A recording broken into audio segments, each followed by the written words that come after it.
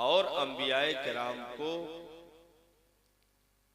गिनती के कुछ मोजिज़ात अता किए गए, लेकिन जब नबी की बारी आई तो परवरदिगारे आलम ने सरतापा पूरे वजूद को मोजिज़ा बना करके इस दुनिया में मबूस फरमाया। माशाअल्लाह, सुभान अल्लाह।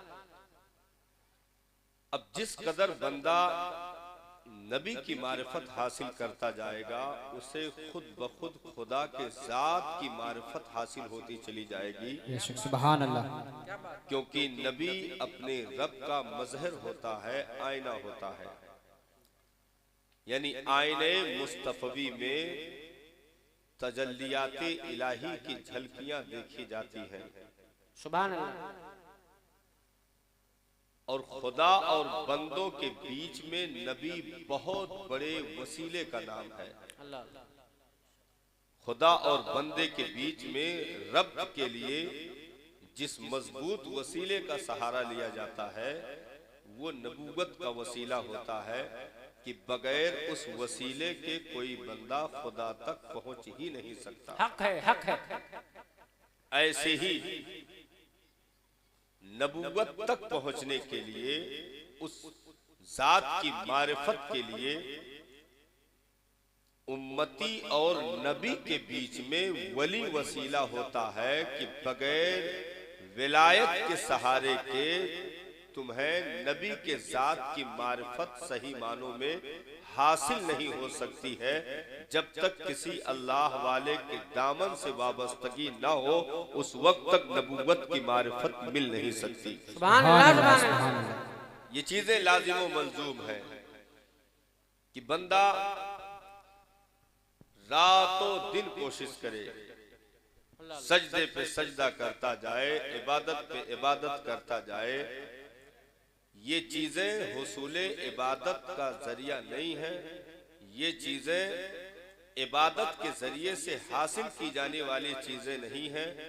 जब तक किसी महबूब की निगाह उसकी जात पर न पड़े, उस वक्त तक ये चीजें हासिल नहीं होती। बेशक, सुभान अल्लाह। एक विलायत कसबी है और एक विलायत वहबी है। विलायत कसबी की बंदे ने कसब किया, अपनी जिंदगी में इबादत, रियाजत, तकवा, तहारत सारी चीजें हासिल करता रहा। रब की रहमत मचल गई और उसे विलायत की डिग्री अता कर दी गई। सुभान अल्लाह। और वह भी विलायत ये है कि माँ के पेट ही में परवरदिगारे आलम ने उसे विलायत का मनसब अता कर दिया। सुभान अल्लाह, सुभान अल्लाह। तो हम जिस बड़े पीर दस्तगीर का तस्करा कर रहे हैं, इनकी विलायत कसबी नहीं है कि इबादत के जरिए, रियाजत के जरिए इनको वली बनाया गया हो, बल्कि इनकी विलायत वहबी है। माँ के पेट ही में गौसे आजम को विलायत की डिग्री अता कर दी गई। सुभान अल्लाह, माशाअल्लाह। और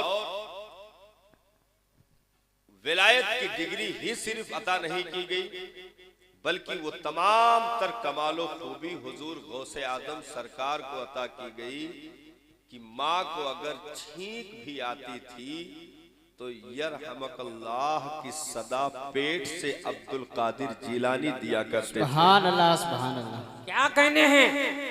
अगर कोई चौखट पे सलाम करता तो जवाब अब्दुल कादिर जिलानी दिया करते थे। सुभान अल्लाह।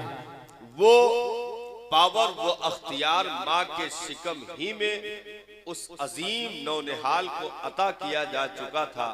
तो अब जरा अंदाजा लगाइए कि जिस जात का अख्तियार माँ के पेट में इतना आला हो, तो दुनिया में आने के बाद उसके पावर का कोई अंदाजा कैसे लगा सकता है। सुभान अल्लाह, माशाअल्लाह। नारे तकबीर, अल्लाहु अकबर। हाथ उठाके नारे रिसालत, मसलके आला हज़रत जिंदाबाद, जाने गौसे आज़म जिंदाबाद, करामाते गौसे आज़म जिंदाबाद, जाने औलियाए किराम जिंदाबाद। हमें इस मसले को समझना बहुत जरूरी है। कुछ देर आप हजरात साथ देंगे, वक्त तो जायद हुआ है, लेकिन आप अगर चाहेंगे तो उस कमी को पूरा कर सकते हैं। जी जी और तकरीर जब शुरू होगी तो मैं बताऊंगा कि तकरीर शुरू हो चुकी है। अल्लाह अल्लाह। हाँ, अभी मैं कुछ बुनियादी चीजें आपको बहुत जो है कायदे से काम की कुछ बहुत कीमती चीजें इब्तिदा में दिए देता हूं कि गली कूचों में चलते हुए कोई भी माई का लाल आपको छू ना सके। ईमान इतना खरा रखें कि जिधर से गुजर जाए आपकी हैबत तारी हो, ईमान की खुशबू आए। क्या बात। और अपने अकीदे पर मजबूती के साथ कायम रहे, क्योंकि अकीदा कहते ही उस चीज को है कि दिलो जान से किसी चीज को मान लिया जाए, उसको तस्लीम कर लिया जाए। तो अब जैसे गली कूचों में ये अफवाह फैलाने की नापाक कोशिश की जाती है कि हम मुसलमान हैं, हमें नबी की तबलीग मिल गई, कुरान मिल गया, शरीयत मिल गई, अब और किसी चीज की हाजत नहीं रही। अल्लाह अल्लाह। हमें अब किसी चीज की जरूरत नहीं रही। और नबी मादल्ला एक पोस्टमैन की हैसियत से आए थे। पोस्टमैन का काम है खत पहुंचा देना, उसके बाद फिर पोस्टमैन से कुछ लेना देना नहीं होता। खत मिल गया, हमें खत से गर्ज है ना कि डाकिए से। ये घिनौना अकीदा, ये जलील बातें मार्केट में करने की नापाक साजिश रची गई और नबी के वकार को, उनकी इज्जत को, उनकी फजीलत को कौम की निगाहों में मजरूह करने की नापाक साजिश रची गई। ये गंदगियां आहिस्ता आहिस्ता सिर्फ जबानों पर नहीं बल्कि किताबों के सतरों पर चलती रही और आज भी चल रही है। अल्लाह। कि नबी की जात महज बंदे और खुदा के बीच में वक्ती तौर के लिए एक जरूरत थी, वो जरूरत पूरी हो गई, अब नबी की हाजत नहीं रही। माज़अल्लाह। तो अब जब नबी की जरूरत नहीं रही तो अब नबी को आम इंसानों जैसा एक बशर माना गया। माज़अल्लाह। नबी के इल्म को आम इंसानों की तरह इल्म तस्लीम किया गया। यहां तक कि कहा गया कि मादअल्लाह शैतान के इल्म की उसात तो नस्से कतई से साबित है, नबी का इल्म कहीं से साबित नहीं है। माज़अल्लाह। जोर से सब लोग बोलो माज़अल्लाह। ये घिनौनी हरकतें की गई और किताबों में इसको शाये किया गया, वो किताबें इदारों में चलाई गई। नबी अपनी बेटी फातिमा की भी बख्शिश नहीं करवा सकते मादअल्लाह। नबी को पीठ पीछे की भी खबर नहीं मादअल्लाह। ये सारे ढकोसले इसलिए रचे गए कि नबी की अब जरूरत न रही। माज़अल्लाह। ये हरकतें अंग्रेजों की हुकूमत के दौर से आज तक चली आ रही है, लेकिन ये चौकी दरसगाहों से होते हुए आहिस्ता आहिस्ता लोगों के दिलों तक पहुंचती रही। अहले सुन्नत वल जमात ने मुखालिफत की, मनाजिरे किए, किताबें लिखी, सारी चीजें हुई, लेकिन कौम उससे आशना नहीं हो पाई। कौम कह रही थी कि सिर्फ दो टोपी की लड़ाई है, क्योंकि कौम ने अपना दामन किताबों से हटा लिया, अपने नस्लों को किताबों से हटा दिया। हमने महंगे स्कूलों में अपने बच्चों को तालीम दिलवाने में फख्र महसूस किया और एक मदरसे में मौलाना साहब के सामने एक वकील, एक डॉक्टर, एक इंजीनियर अपने बच्चे को बिठाने में अपनी इंसल्ट महसूस किया कि हम तो बड़े लोग हैं, हमें कुरान की क्या जरूरत है। वो फर इंग्लिश बोलेगा, वो जो है लंदन के कल्चर को अपनाएगा, अमेरिका के कल्चर को अपनाएगा, फिर वो टाई बेल्ट सूट बूट और जो है यूं करेगा, यूं तनेगा, मतलब उल्टी सीधी हरकतें वो करेगा तो हम खुश होंगे कि 50 लाख खर्चा किया, अब कामयाबी मिली।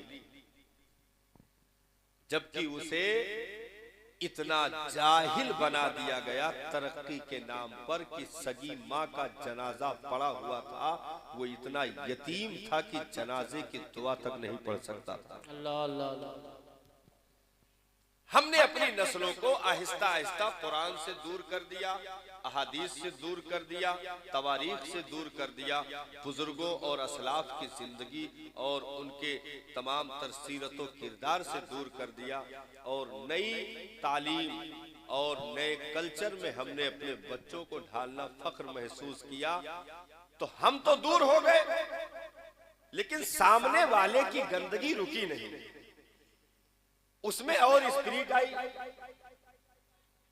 और आहिस्ता आहिस्ता इदारों में मजीद तरक्की होने लगी। अगर कच्ची फर्श थी तो संगे मरमर लग गए, ऊंची इमारतें हो गई, अगर एक थे तो 10 और बन गए। ये तहरीक चलती रही, हम खामोश रहे। हमने अपने आप को, अपनी नस्लों को मस्जिद से दूर कर दिया, मदरसों से दूर कर दिया, तालीम से दूर कर दिया। उन्हें हम अंगूठा टेक बनाते रहे दीन के ताल्लुक से, और उन्हें दुनियावी तालीम में हम महंगी फीसें भी बर्दाश्त करते रहे, सब कुछ करते रहे, लेकिन उन्हें दीनदार नहीं बनाया। तो ये गंदगी आहिस्ता आहिस्ता सफर करती रही, और कहीं कहीं उस गंदगी ने उछाल मारे, अल्लाह, कहीं कहीं उस गंदगी ने उछाल मारे, और उसी समाज में कोई एक आदमी खड़े होकर के उधर से गुस्ताखे रसूल बना, और दूसरा कोई उधर से खड़े होकर के आज इस दौर में, इस माहौल में वसीम जैसे खिंजीर की औलादों ने हाँ उठ करके मुंह भर गालियां दी नबी को। हाँ, मुंह भर गालियां दी। मोहम्मद नामी किताब उसने छापी, और उसमें मादल्ला नबी की नबूवत का इनकार किया, उनकी रिसालत का इनकार किया, उनकी पैगंबरी का इनकार किया, कुरान को अल्लाह की किताब होने का इनकार किया। नबी के सीरत और कैरेक्टर पर ऐसी बदबूदार जुमले उसमें लिखे हैं कि एक सच्चा दिल मुसलमान अगर एक सतर भी पढ़ ले तो वो जमीन में गड़ जाना पसंद करेगा, या तो कटकर मर जाना पसंद करेगा, लेकिन उन जुमलों को आगे पढ़ना गवारा नहीं करेगा। अल्लाह अल्लाह अल्लाह। हाँ, मादल्ला नबी को जिनाकार तक के उसने लिख दिया, माज़अल्लाह। नबी को मादल्ला बलात्कारी तक के उसने लिखा। ऐसी घिनौनी हरकतें। और उस किताब की जो है इजरा, उसकी शुरुआत, उसकी इब्तिदा जो छापने के बाद जो शाये किया जाता है, शाये कहाँ किया गया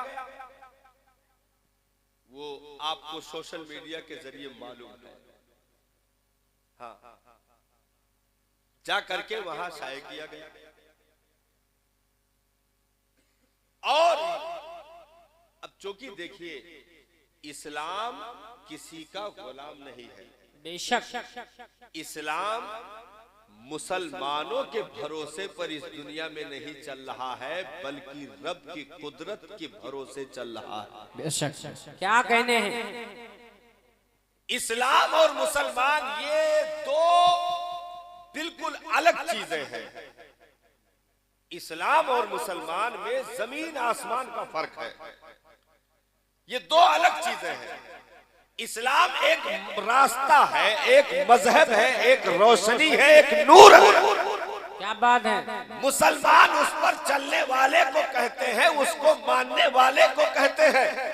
तो मानने वाले चाहे कम हो या ज्यादा हो या ना हो, उस नूर को, उस रोशनी को फर्क नहीं पड़ सकता, क्योंकि इस्लाम दस्ते कुदरत से कल भी पल रहा था, आज भी पल रहा है, सुबह कयामत तक पलता रहेगा। सुभान अल्लाह, सुभान अल्लाह। क्या कहने? जिंदाबाद जिंदाबाद। जब ये 313 था, जब ये 313 में था, तब तो सीना कुशादा करके बद्र में घूम रहा था। आज तो 1 अरब 40 करोड़ के कंधों पर सफर कर रहा है। इस्लाम जब 313 में या दारे अरकम में जब ये महसूर था, घर में काबा में ऊंट की ओझड़ी डाली जा रही थी, तब तो इस्लाम बेखौफ से खौफ की जरूरत नहीं है। वसीम जैसी नाजायज औलाद है, ऐसी हरामी जनी हुई औलाद है, कयामत तक बकवास करती रहे। इस्लाम का बाल बेका न कल हुआ था, न आज हुआ, न सुबह कयामत तक हो सकता है। नारे तकबीर, अल्लाहु अकबर, नारे रिसालत, या रसूल अल्लाह, मसलके आला हज़रत, जिंदा- मजहबे इस्लाम, मजहबे इस्लाम, खतीबे हिंदुस्तान, हक़्क़े खिताबा। क्या कहने, वाह वाह वाह वाह, जिंदाबाद जिंदाबाद। क्योंकि इस्लाम एक अलग चीज है, बहुत खूब, बहुत खूब, माशाअल्लाह, मुसलमान एक अलग चीज है, बहुत खूब, बहुत खूब, माशाअल्लाह। और आसमान का थूका मुंह पर आता है। अल्लाह अल्लाह। आसमान का थूका मुंह पर आता है। जिसने जरा भी इस्लाम के जड़ों में नुक्स निकालने की कोशिश की, इस्लाम खुद तो मुस्कुराता रहा, उसकी नस्लें तक खोद दी गई जिसने नापने की कोशिश की। क्या बात है। हक है, हक है। इस्लाम तो खड़ा मुस्कुराता रहा, उसकी नस्लें तक खोद दी गई मुखालिफ की। और ये आज से नहीं, दौरे नबवी से चला आ रहा है। हक है। अरे यार वो देखिए, अरब वाले जहां सारी चीजों में लाजवाब थे ना, वहीं दुश्मनी में अरब का जवाब नहीं। हाँ, अरब वालों की तरह कोई दुश्मनी दुनिया में कयामत तक कर भी नहीं सकता। अल्लाह अल्लाह। हाँ, कितने दुश्मन बाद में पैदा हुए, पैदा हो रहे, होते रहेंगे, लेकिन अरब वालों की तरह दुश्मनी कोई नहीं कर सकता। भाई कौन जंगल में काटा मन्नत मान करके चुनेगा कि मेरा बेटा बुखार से ठीक हो जाए तो हम नबी के रास्ते में कांटा बिछाएंगे? अल्लाह अल्लाह अल्लाह। ऐसा दुश्मन कोई पैदा हो सकता है? कौन है जो अमीर हमजा के कलेजा चबाने की कसम खाकर बैठ जाए? अल्लाह। ऐसे दुश्मन पैदा हो सकते हैं? कौन है जो बिलाल जैसे दीवाने के पैर में रस्सी बांध करके नंगी पीठ मक्का की पथरीली जमीन पर घसीटे? कौन है जो अम्मार इब्ने यासिर को जलते अंगारों पर लिटा करके अंगारे धोंक दे कि जिस्म की चर्बियां पिघल करके आग को बुझा डाले? साहब, अरब की दुश्मनी की तरह कोई दुश्मनी नहीं कर सकता। लेकिन इस्लाम बेखौफ चलता रहा। सुभान अल्लाह, सुभान अल्लाह। इस्लाम बेखौफ चलता रहा।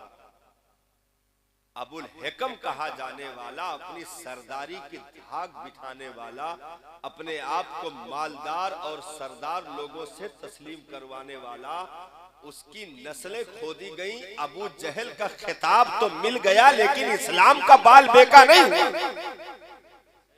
इस्लाम का बाल बेका नहीं हुआ।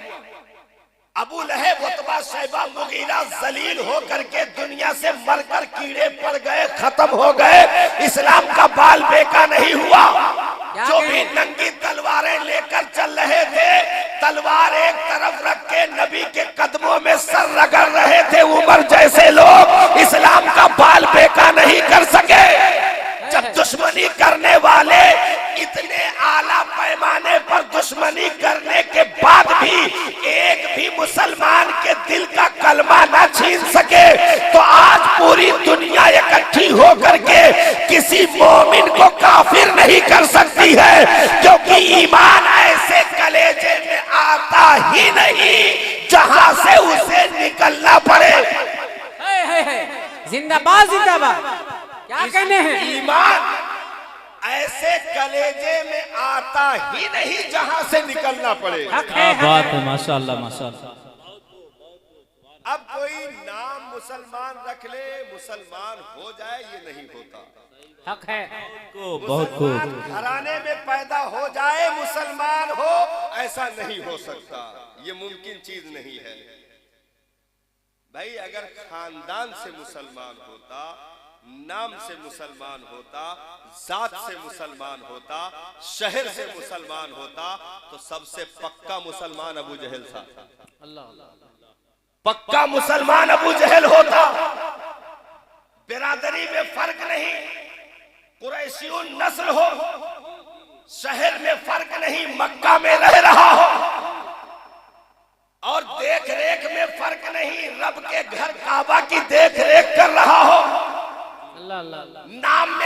नहीं, अबुल हिकम तमाम दिमाग वालों का बाप, नाम में भी फर्क नहीं। तो जात भी आला, नस्ल भी आला, खानदान भी आला, जगह भी आला, नाम भी आला, लेकिन उसके बाद भी ईमान की खुशबू तक नहीं पा सका। ईमान की खुशबू तक नहीं पा सका। हाँ, कोई करन में तड़प रहा था तो वैसे करनी को वहीं से सब कुछ मिल गया। मक्का आए भी नहीं, वहीं से सब कुछ पा लिया। बिलाल को हबशा से बुला लिया गया, सलमान को फारस से बुला लिया गया, अबू जर गिफारी को नवाज दिया गया। ये तमाम तर मुक्तदर गरीब लोगों को इस्लाम ने उनके कलेजे में जगह बना ली और नूरे ईमान से जगमगाने लगे और उसके मुंह पर थूक दिया जो सरदारी पर गुरूर करता था, दौलत पे गुरूर करता था, अपनी जात पर, अपनी ताकत पर गुरूर करता था, लश्करों सिपाह पर गुरूर करता था। इस्लाम ने थूक दिया कि हम जो है मुल्क हबशा से दीवाने बुला लेंगे, चलेगा, लेकिन उस कलेजे में ईमान जाएगा ही नहीं जहां से निकलना पड़े। जिंदाबाद जिंदाबाद। बहुत इसीलिए मैंने गुफ्तगू में चैलेंज की थी, कयामत तक कोई मोमिन काफिर नहीं हो सकता। हक है, हक है, बिल्कुल हक है, राइट। कयामत तक कोई मोमिन काफिर नहीं हो सकता, क्योंकि ये ईमान एक वक्त की चीज नहीं होती है। ईमान के लिए रोज़े अजल में आलमे अरवाह ही में मुंतखब कर दिया गया है। सुभान अल्लाह, सुभान अल्लाह। आलमे अरवाह में मुंतखब किया जा चुका है। तो अब नाम वसीम हो, खानदान शिया हो, लखनऊ में पैदा हो, खानदान वाले मुसलमानों का नारा लगाते हो, कुरान पढ़ने का दावा हो, इबादत का दावा हो, फिर ईमान मिल जाए, ये कभी नहीं हो सकता। पट्टी बंधी औलादें जिंदगी भर उनके अक्ल पर पट्टी बंधी होती है, जो नौरोज में पट्टी बंधने का नतीजे में निकलकर सामने आते हैं, उनके अक्ल पर कयामत तक पट्टी बंधी रहेगी, कभी खुल नहीं सकती है। क्योंकि कोई कहे वसीम काफिर हो गया, नाना मुसलमान था ही नहीं। नारे तकबीर, नारे रिसालत, मसलके आला हजरत, अज़मते कुरान पाक, मजहबे इस्लाम, नारे तकबीर, नारे रिसालत, जिंदाबाद जिंदाबाद। बहुत खूब, क्या बात है, माशाअल्लाह ये कोई कहे कि एक मुसलमान ने गैर मजहब कबूल कर लिया, अल्लाह अल्लाह। एक मुसलमान ने जा करके जो है शीश नवा दिए, एक मुसलमान ने जा करके पूजा पाठ कर लिया। मैंने कहा, ओ नादानो, शेर की खाल ओढ़ने से भेड़िया शेर नहीं बनता। अल्लाह अल्लाह अल्लाह अल्लाह अल्लाह, क्या बात है, बहुत खूब, बहुत खूब। देखो, बहुत देर तक ढोंग चलता है, बहुत देर तक ढोंग नहीं चलता। एक आदमी गधा पाले हुए था, तो चारा चुगने के लिए उसको छोड़ देता, वो जा करके जिसके भी खेत में मुंह मारता तो वो आदमी लाठी लेकर के वो कुटैया करता कि फिर जो भी पेट में होता वो भी निकल आता। तो उसने कहा, यार ये जिधर जाता है उधर मारा जाता है, तो ऐसा कुछ हिसाब लगाया जाए कि ये खाए भी दूसरे की और मार भी ना। तो उसने शेर की खाल अपने गधे को पहनाई। अल्लाहु अकबर। शेर की खाल गधे को पहनाई, जैसे वसीम रिजवी को पहनाया गया, शेर की खाल गधे को पहनाई। शान और शौकत के साथ जिधर से निकले तो किसान अरे दबक जाए और लाठी डंडा तो उधर अपन जान बचाए। इतना ताजा तंदुरुस्त शेर आज तक देखा नहीं गया। भाई शेर कितना मोटाई जी, गधा या तंदुरुस्ती तो ना हुई। तो उतनी हाइबा तो वो सब तमाम तर देख करके तो बहुत खौफजदा हुए सब। कुत्ते कुत्ते तो दूर से चौप हो करके भाग लेते थे, और ये अंदर अंदर खुश रहे कि अच्छा हिसाब बना है, और खूब जबरदस्त खाए पिए ऐसे टहले घूमे।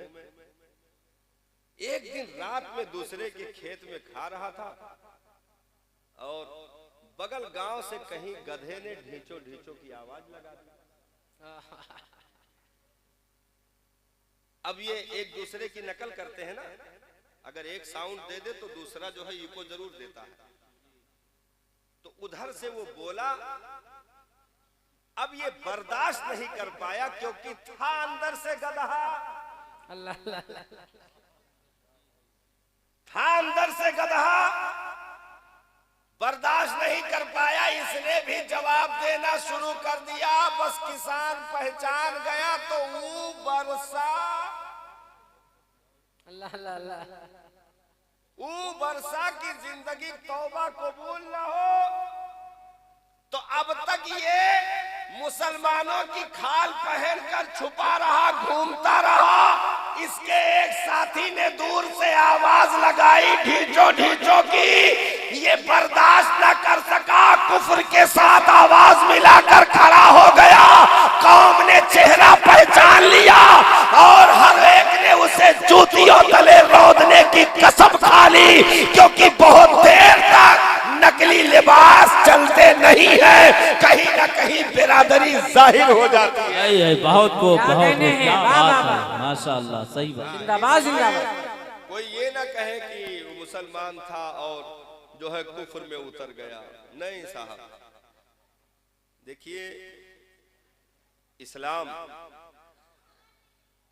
जिस ईमान को लेकर आया है वो ईमान दूध से ज्यादा सफेद, दूध से ज्यादा पाकीज़ा, नूर से जो है वो ऐसे मनव्वर होता है, उसकी ऐसी रोशनी होती है कि वो तारीकियों में भी उजाले बिखेर देता है।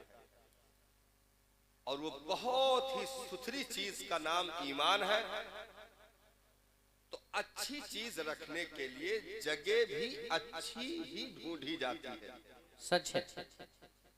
अच्छी चीज रखने के लिए अच्छी जगह का इंतखाब होता है जी। और ऐसे आम साम चीज है तो चाहे जहां रख दो। भाई अच्छी चीज रखने के लिए, जैसे आप इतने मजमुआ रखना चाहें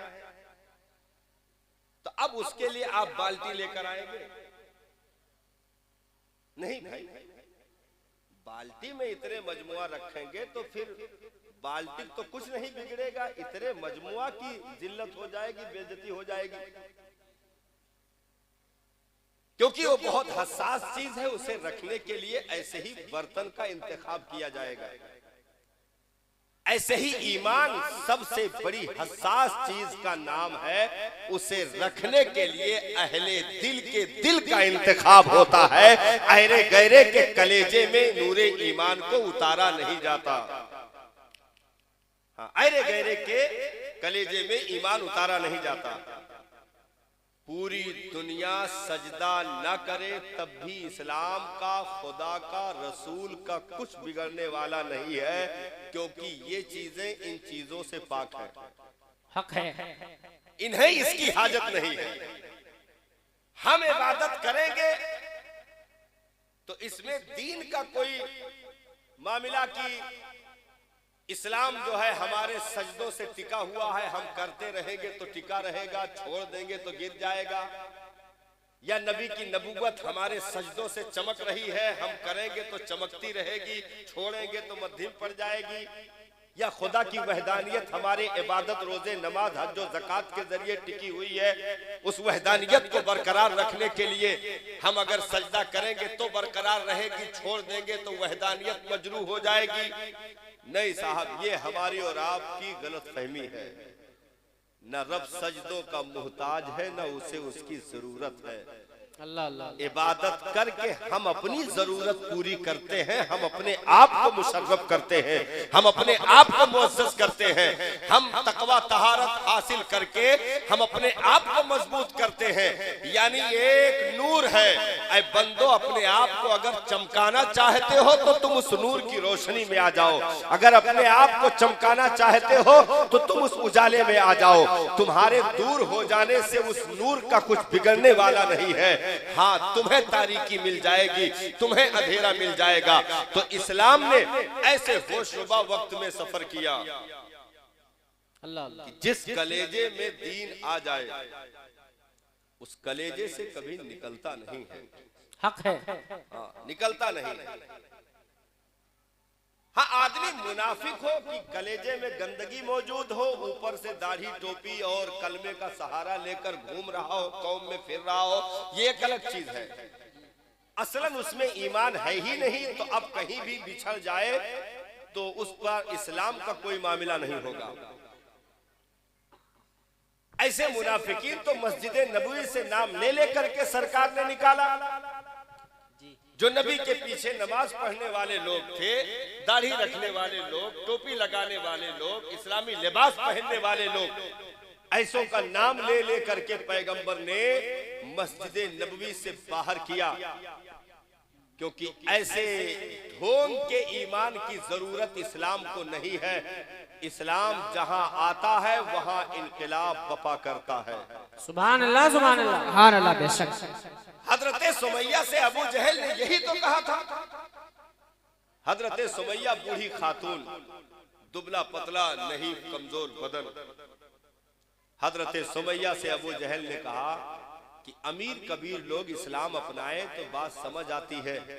सुमैया, तेरे तो सर पे छप्पर भी बराबर नहीं है, तूने दीन को क्यों अपना लिया? तूने इस्लाम का कलमा क्यों पढ़ लिया? सुमैया, दीन को छोड़ दे, ईमान को छोड़ दे, नहीं तो तेरा हश्र बुरा होगा। हजरत सुमैया ने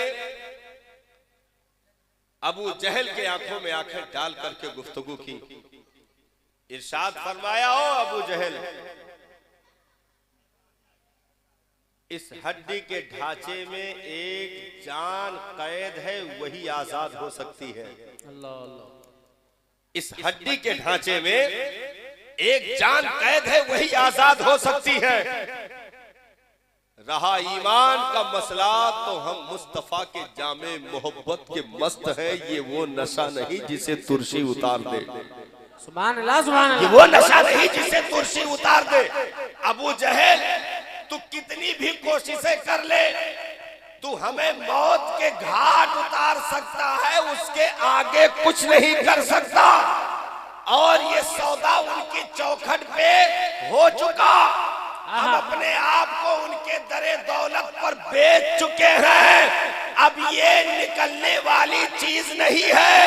जख्में मिलेंगी तो जायका घटेगा नहीं बढ़ेगा, क्योंकि इस रास्ते में जख्म मिलने में जायके बढ़ते हैं, कभी घटते नहीं है। नेज़ा मार करके अबू जहल ने हजरत सुमैया को शहीद कर दिया। तड़प तड़प करके इस्लाम की वो पहली शहीद खातून हजरत सुमैया ने जान दे दी मुस्कुराते हुए, लेकिन दुनिया वालों को जाते हुए सबक दे दिया। कहा, ओ लोगों, कितनी भी तकलीफें आ जाए, कभी अपने पैगंबर से बेवफाई न करना, कभी अपने दीन से गद्दारी न करना, क्योंकि ईमान जिस कलेजे में आता है वो बंदा गर्दने कटाने में फख्र महसूस करता है। गर्दने कटाने के लिए अपने आप को पेश कर सकता है, लेकिन ईमान चला जाए ये कभी गवारा नहीं कर सकता। हमारी पूरी दास्ताने बद्र से लेकर ओहद तक, ओहद से लेकर खंदक को तबूक तक, वहां से लेकर के करबला के मार्के तक हमारी पूरी दास्तानें मौजूद है। किसी भी सफे को आप पलट करके देख लो, हर दौर में सर का सौदा तो हो गया है, लेकिन ईमान का सौदा नहीं हुआ है। रेगज़ारे करबला पर नबी का लाडला बेटा नवासा हजरत इमाम हुसैन ने अपनी 72 नफूसे कुद्सिया को मौत के घाट उतार दिया, शहादत का जाम पिला दिया। खुद रेते करबला पर सजदे में पहुंच करके इमाम हुसैन ने जान जाने आफरी के हवाले कर दी। इमाम के लहू की सुर्खियां रेगज़ारे करबला पर आती है और वहीं से चमक उठती है। कुरान कलेजे से लगाकर इमाम हुसैन ने खुद रेते करबला पर लेट गए, कुरान को गिरने न दिया। सुभान अल्लाह। बेशक सुभान अल्लाह सुभान अल्लाह। खुद रेते करबला पर उतर गए, कुरान को गिरने न दिया। खुद अपनी गर्दन दे दी, ईमान को जाने न दिया, इस्लाम को जाने न दिया, शरीयत को मजरूह न होने दिया। तो 22,000 यजीदी मिल करके 72 का ईमान नहीं ले सकते जो चंद गुर्गे मिल करके 1 अरब 40 करोड़ का ईमान नहीं छीन सकते। ये कभी ख्वाबो ख्याल में भी न सोचना, क्योंकि दीन इस्लाम कल भी जिंदाबाद था, आज भी है और हमेशा रहेगा। कौमे मुस्लिम इस दुनिया में कटने के लिए आती है, मिटने के लिए नहीं आती। बेशक सुभान अल्लाह। नारे तकबीर, अल्लाहु अकबर। हाथ आगे, नारे रिसाला, मसलके आला हजरत, फैज़ाने आला हजरत, मजहबे इस्लाम। इस्लाम हमारा, कुरान हमारा, ईमान हमारा, ख्वाजा का हिंदुस्तान, हक़्क़े खिताबा।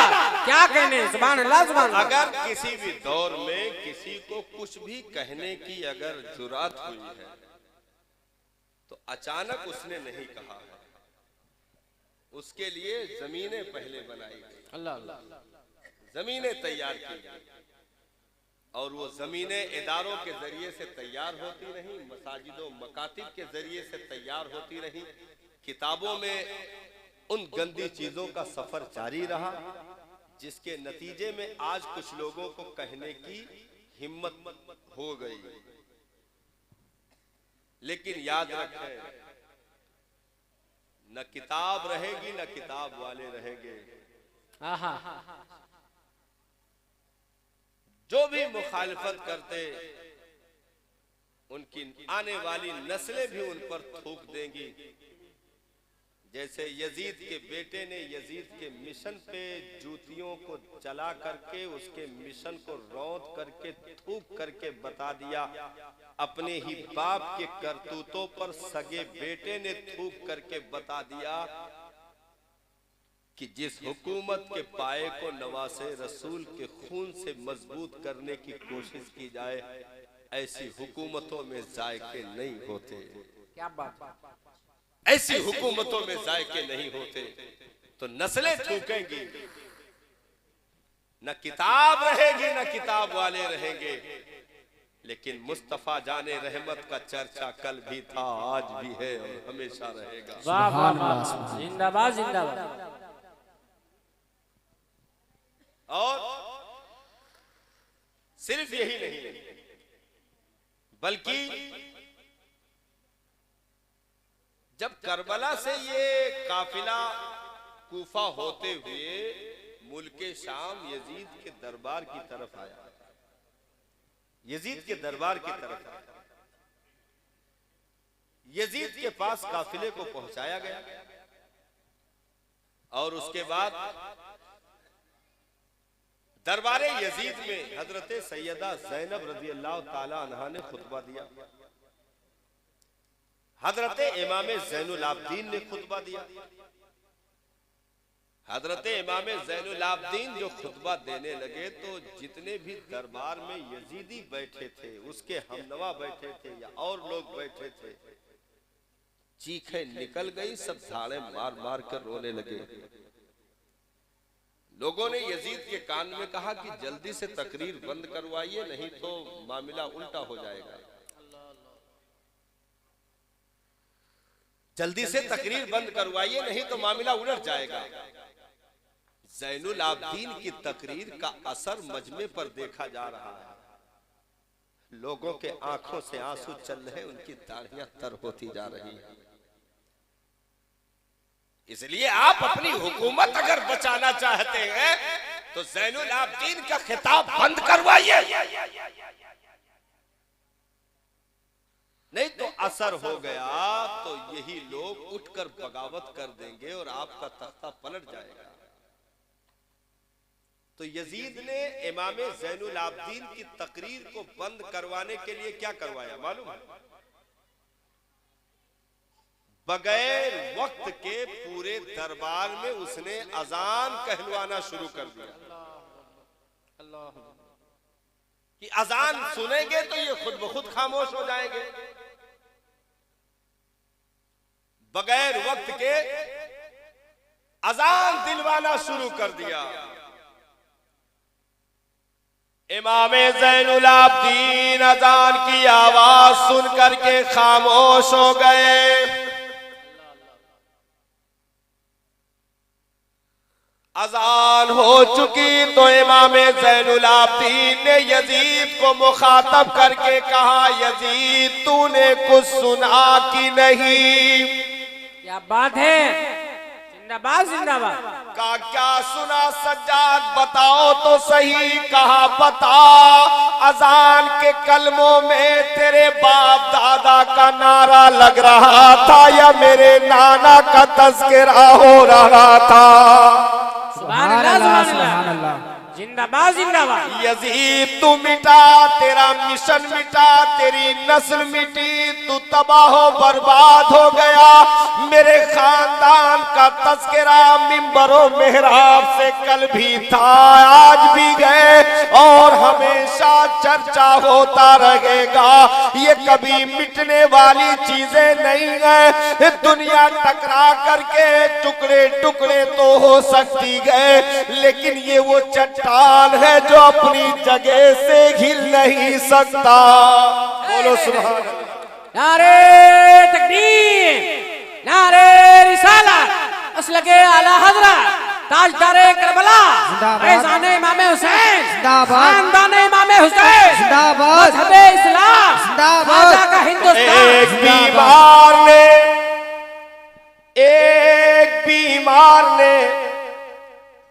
एक बीमार ने पूरे दरबार को यजीदियों को हिला करके रख दिया। क्या बात, तन्हा एक बीमार ने, और यजीदी ऐसे वैसे तो लल्लू पंजू में नहीं बैठे थे। वक्त की हुकूमत उनके हाथ में थी, पावर हाथ में था, ताकत हाथ में थी, लाव लश्कर हाथ में थे, खंजरों भाले तीरों तबर के मालिकान थे। सारी चीजें थी साहब, पावर, ताकत, दौलत, सरवत, हुकूमत, सारी चीजें उनके हाथ में थी।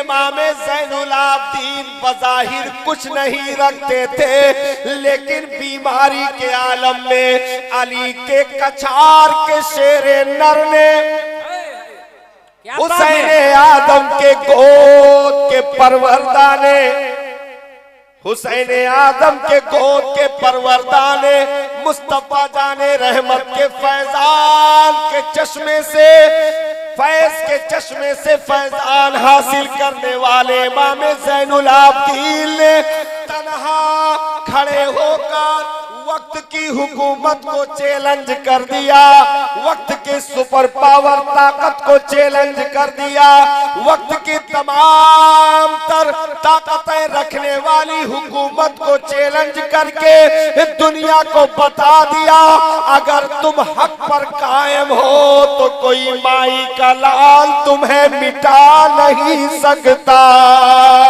क्या कहने हैं, वाह वाह वाह। ये तकरीर खराब करने का सबसे बेहतर नुस्खा आप तलाश किए। चाय रोक दीजिए आप लोग, चाय बंद कर दीजिए, चाय बाद में पिलाइए, ठीक है? चाय रोक दो बाबू, चाय रोक। मौलाना लैला मजनू कहानी पढ़ते का हटा दीजिए इसको मेरे मेरे। चाय मजमे को कब पिलाई जाती ये आप याद रखें, जब अलाउंसरी होने लगे, कुछ शेरो शायरी होने लगे तो उस बीच में जल्दी जल्दी चाय दे दीजिए। नाच चल रही हो या तकरीर चल रही हो, मौलाना अपनी तरफ सबको खींचे हैं, आप उनको जो है तकरीर न सुनो, इधर चाय पकड़ो, चाय पकड़ो, तो मतलब तुम घसीट घसीट के उनको अलग तरफ ले जा रहे हो, मौलाना अपनी तरफ खिताब करवा रहे हैं। अब वही आदमी दो तरफ तवज्जो दिया तो पता लगा कि जल गया। अरे पिला दीजिएगा, कोई दिक्कत नहीं, चाय नाजायज भी नहीं, हराम भी नहीं है, आप पी सकते हैं, लेकिन चाय आधा घंटा बाद पी सकते हो। मौलाना का आधा घंटा बाद सुने तो छोड़ो, यह गांव में पैबो न करे। इसलिए जो पहले चीज मिल रही है उसको पहले ले लो, और जो मिलने वाली है बादों मिल सकती है तो उसको बाद में लो, है कि नहीं? दुरूद पाक पढ़ लो, अल्लाहुम्मा सल्ली अला सय्यदना शफीअना हबीबना मौलाना मुहम्मदिन मादनी जुद वल करम अलैहि व असहाबी बारिक वसल्लम सल्लल्लाहु तआला अलैहि वसल्लम। और सही ये बताएं, अभी मौलाना की तकरीर शुरू नहीं हुई, शुरू होगी तो मैं बता दूंगा। तकरीर अभी शुरू नहीं हुई, ये तो अभी बुनियाद की कुछ छोटी छोटी ईंटें रखी जा रही हैं। इमाम ज़ैनुल आबिदीन ने तन्हा थे कि नहीं थे बताओ?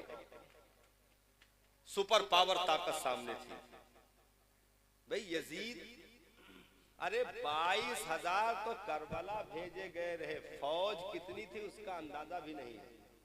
हाँ, 22,000 तो खाली करबला भेजे गए, बहुत बड़ी ताकत थी साहब।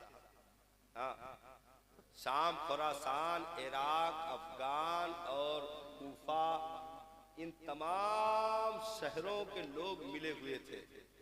इतनी सुपर पावर ताकत, और तन्हा अली का लाल सामने खड़ा था, पूरी ताकतें लिए हुए यजीद खड़ा था। तन्हा इधर, हाथ में हथकड़ी, पांव में बेड़ी, गले में तौर, बुखार की हालत। जिस जगह खड़े थे ना, आप गूगल पे सर्च करके वो जगह देख सकते हैं। आज भी वहां घेराबंदी करके निशान लगा हुआ है, और जिस मिंबर पर इमाम ज़ैनुल आबिदीन ने खुतबा दिया था वो मिंबर आज भी मौजूद है। सुभान अल्लाह। हाँ, आप समझते हो कि दरबार मैं भी पहले समझता था, लेकिन जब मैंने देखा उसको आंखों से तो समझ आया कि दरबार कैसा था। दरबार हम और आप क्या समझते हैं? ऐसे समझते हैं ना कि इतना ऊंचा तख्त होगा, यजीद ऐसे बैठा होगा और सामने लुटा पिटा काफिला खड़ा होगा। रस्सियों में हजरत ज़ैनब को बांध के खड़ा किया गया होगा, हजरत सकीना को बांध कर खड़ा किया गया, हजरत इमाम ज़ैनुल आबिदीन को खड़ा किया गया। लेकिन ऐसा मामला नहीं था। जब मैंने उसका दरबार देखा, आप भी देख सकते हैं, आज भी वो मौजूद है, अपनी हालत में मौजूद है। तो दरबार हजरत एक मंजिल का छत जितने पे पड़ता है ना, इतने ऊंचे पे दरबार है। इतनी ऊंचान पे दरबार है, वहां यजीद बैठा था। और इतने नीचे कटघरा बना हुआ था, यहाँ नबी के बच्चों को खड़ा किया गया था। अल्लाह अल्लाह।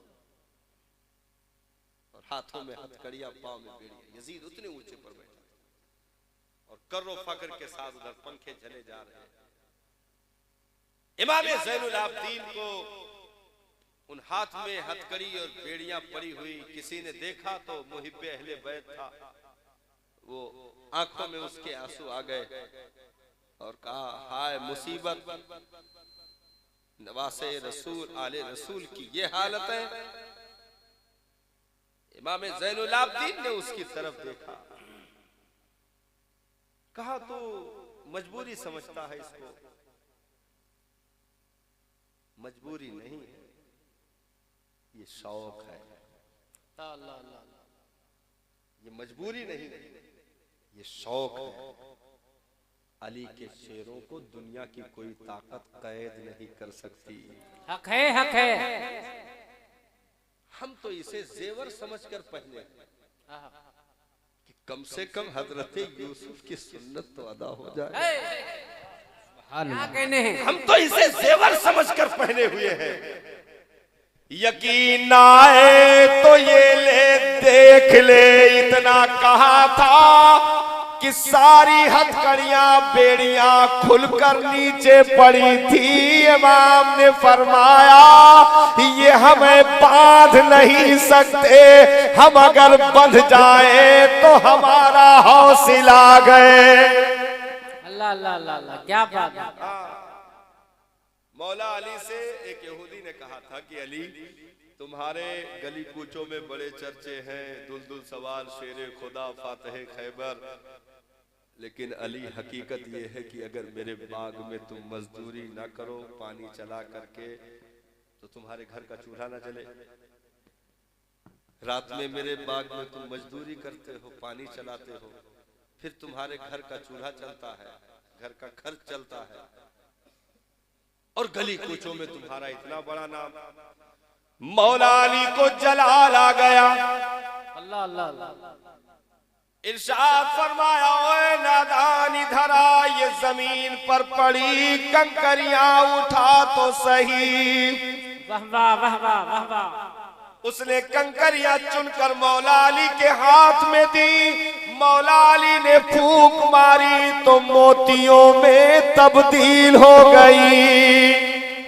बेशक बेशक। उन मोतियों को उसकी तरफ फेंकते हुए इरशाद फरमाया, मर्तबे को कभी चैलेंज ना करना,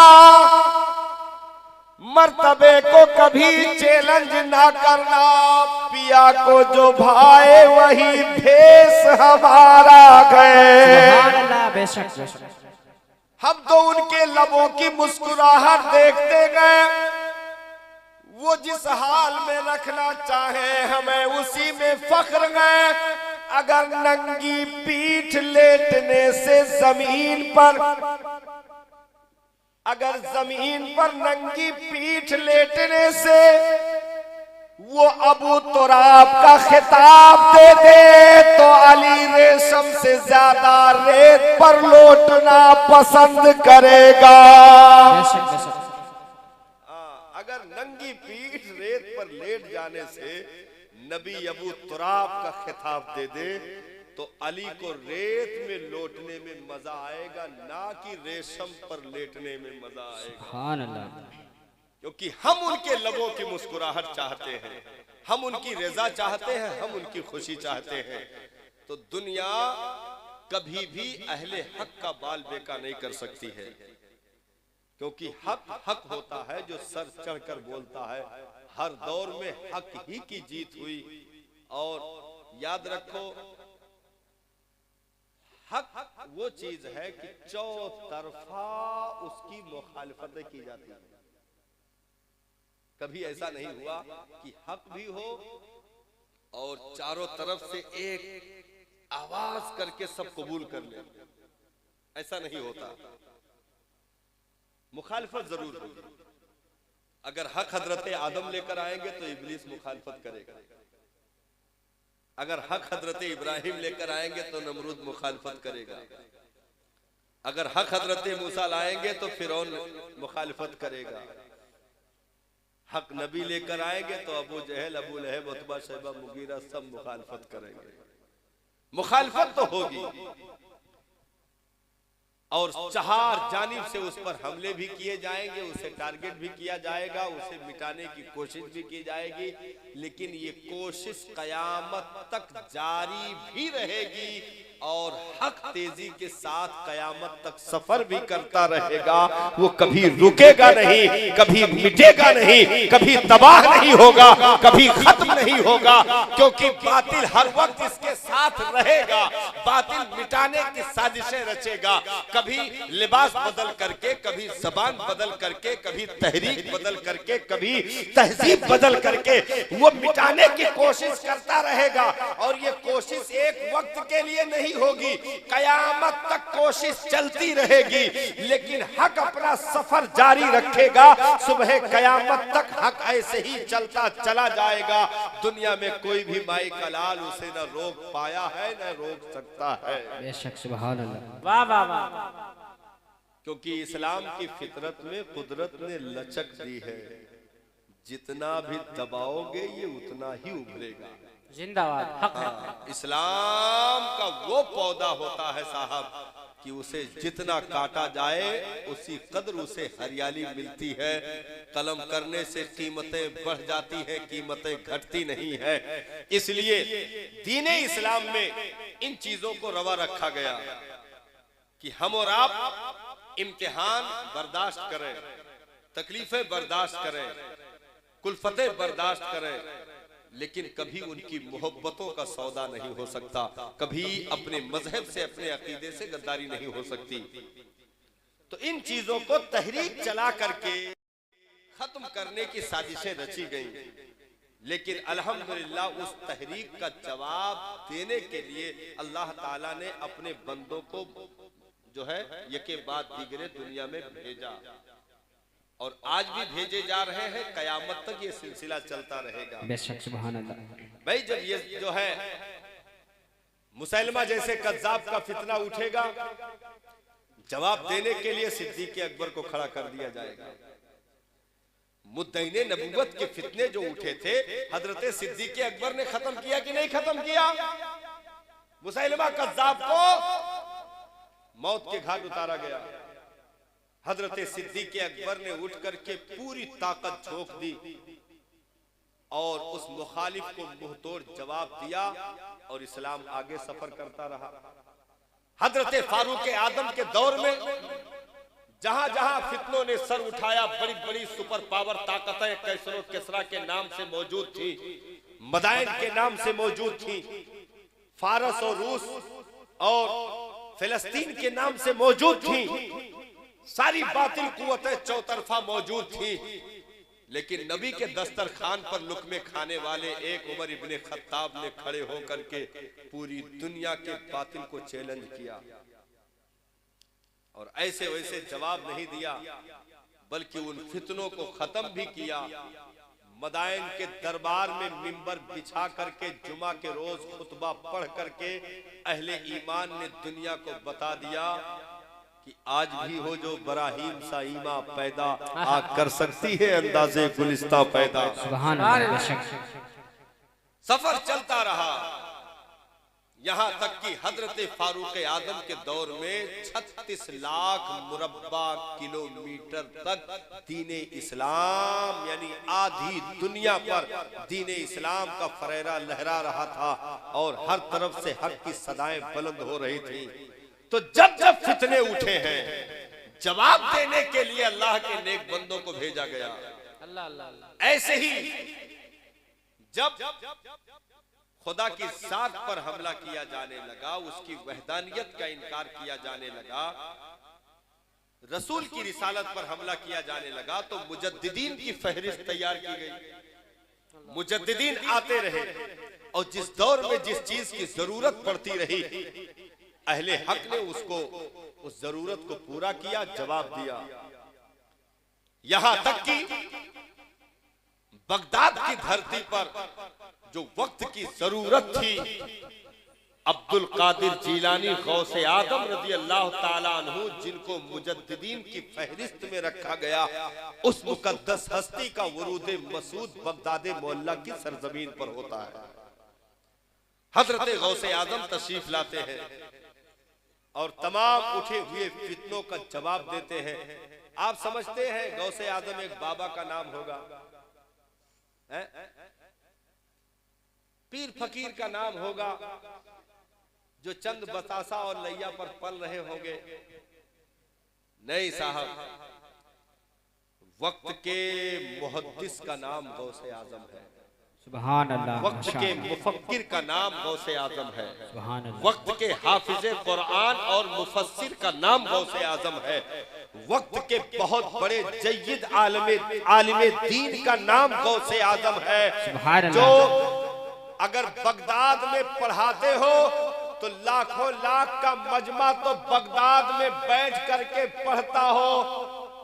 मालूम है 400 उलमा के कलम दवात गौसे आजम की मजलिस में चलते थे। जब आप बयान करते थे तो 400 उलमा कलम दवात लेकर नीचे बैठ करके उसे तहरीर किया करते थे। सुभान अल्लाह। 400 उलमा बैठकर उसे तहरीर किया करते थे। और सिर्फ बगदाद ही में नहीं साहब, बल्कि खुरासान में अलग गौसे आजम का खिताब सुना जाता था, संजर में अलग गौसे आजम का खिताब सुना जाता था, अफगान में अलग गौसे आजम का खिताब सुना जाता था। यानी वली की जबान से जुमले निकलते थे, लोग विलायत के कान से दुनिया में समात किया करते थे। सुभान अल्लाह। सुभान अल्लाह। क्या बात है, वाह वाह वाह। और सिर्फ इंसानों का मामला नहीं, कसरत से जिन्नातों की जमात गौसे आजम के वास की महफिल में शिरकत किया करती। सुभान अल्लाह। सुभान अल्लाह। सुभान अल्लाह। जिन्नातों की जमात शिरकत किया करती थी। यहां तक कि गौसे आजम रज़ी अल्लाह ताला के बड़े चहीते मुरीद बहुत जबरदस्त इश्क था, मोहब्बत थी उन्हें हजरते अली इब्ने हीती, हजरते अली इब्ने हीती। वो मजलिस में बैठे हुए थे, वाज चल रहा, हुजूर गौसे आजम मिंबर पे तशरीफ फरमा वाज कर रहे। इतने में अली इब्ने हीती को नींद आ गई, आंख बंद हो गई और गर्दन लटक गई। हुजूर गौसे आजम वाज करते हुए अली बिन हीती को देखे तो मिंबर से उतर करके नीचे आया, सुभान अल्लाह, और नीचे आकर के अली इब्ने हीती के सामने नियत बांध कर खड़े हो गए। सुभान अल्लाह, क्या बात, नियत बांध कर खड़े हो गए। अब जब पीराने पीर खड़े हो गए तो मुरीद कहाँ बैठे रहेंगे, पूरा मजमा खड़ा हो गया। अल्लाह अल्लाह। अली इब्ने हीती अभी नींद ही में है, उनको खबर नहीं है। हुजूर गौसे आजम उनके सामने खड़े हैं, पूरा मजमा चौतरफा खड़ा है, और अली इब्ने हीती अभी सर झुकाए नींद के आलम में है। इतने में अचानक अली इब्ने हीती की आंख खुली, देखा कि मेरा पीर खड़ा, पूरा मजमा खड़ा, माफी तलाफी करने लगे। सरकार बस ऐसे झपकी आ गई, उठकर खड़े हुए, माफी तलाफी करने लगे। गौर कीजिएगा, बहुत काम की बात आ गई है। माफी तलाफी करने लगे कि सरकार बस ऐसे झपकी आ गई, लेकिन सरकार झपकी क्या आई, नसीबा बेदार हो गया।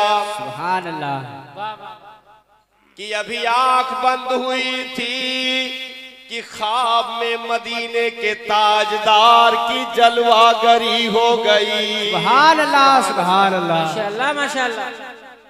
अली इब्ने हीती, ये तुम किससे बता रहे हो जिन्हें तुम ख्वाब में देख रहे थे? मैं इसीलिए तो मिंबर से उतर कर ताजीम में यहाँ खड़ा हो गया, मैं उस महबूब को बेदारी में देख रहा था। सुभान अल्लाह, सुभान अल्लाह, जिंदाबाद जिंदाबाद, सुभान अल्लाह सुभान वो हस्ती गौसे आजम रज़ी अल्लाह ताला अन्हु की। तो अल्लाह ताला ने इन वलियों को वो मकाम मर्तबा अता फरमाया कि सरकार ने इरशाद फरमाया कि मेरी उम्मत के उलमा बनी इसराइल के नबियों के कायम मकाम होंगे, और इन औलियाए किराम में देखिए इल्म पहले आता है, विलायत बाद में आती है। अल्लाह अल्लाह। आज तक कोई भी वली जाहिल नहीं हुआ, आज तक कोई भी वली जाहिल नहीं हुआ। सच है। अब जो अंडा गंडा लेकर के गली कूचों में लोगों को बहकाने और गुमराह करने की कोशिश करे, जिसको वजू का तरीका तक मालूम ना हो, और घर में घुस घुस कर औरतों से पांव दबवाए और पीर होने का ढोंग रचे और लोगों को मुरीद करके फितने में डालकर उनके ईमान और अकीदे का खून करे, ऐसे लोगों की सूरतें पहचानने की जरूरत है।